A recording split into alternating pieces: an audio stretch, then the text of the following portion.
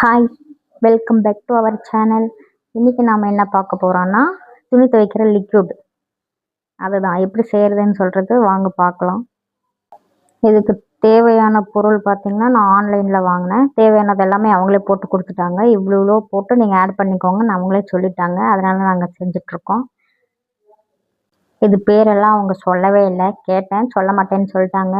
பாருங்கள், 60-70 லிட்ரு கெப்பாசிட்டியில் ஒரு ட்ரம் எடுத்து வச்சுருக்கேன். அவங்க சொன்னதெல்லாம் போட்டாச்சு. போட்டு நல்லா மிக்ஸ் பண்ணோம்னா அந்த ஒயிட் கலரில் பேஸ்ட் வரும். க்ரீம் அப்படியே ஃபுல்லாக ஒயிட், பியூர் ஒயிட் கலரில்.